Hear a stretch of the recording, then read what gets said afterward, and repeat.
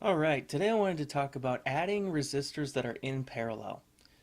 So the way we add resistors in parallel is we use this formula that says that the total resistance for resistors that are in parallel, the total resistance is going to be 1 over,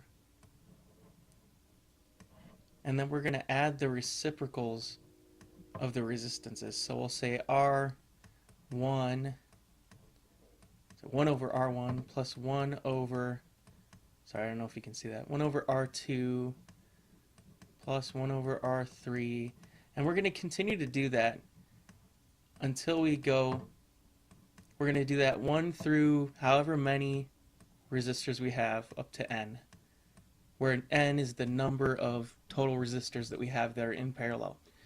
So you can do it that way where you do 1 over the reciprocal is the total resistance, but the way I usually write it and the way I usually do it in my calculator to prevent any calculator errors is I'll say R total is, and I'll take the reciprocals of the resistances.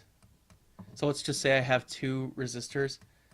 I'll raise them, I'll take the reciprocals of the resistors and I'll just raise them to the -1 power, because that's the exact same thing.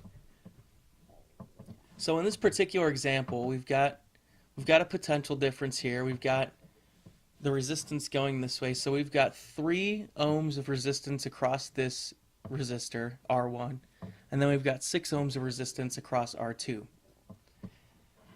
So if we want to add these two resistors and we want to know what their total resistance is, we'll say RT, and I usually note that as R12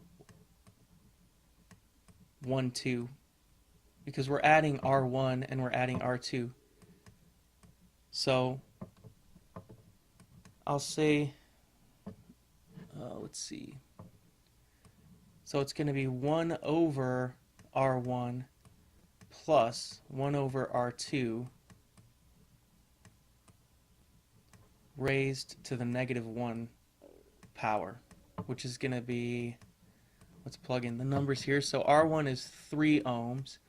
So we're going to say 1 over 3 ohms plus 1 over, and R2 is 6 ohms.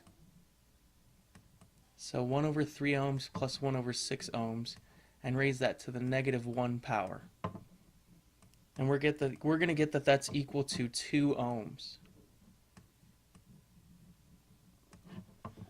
So the total resistance between these two parallel resistors is 2 ohms.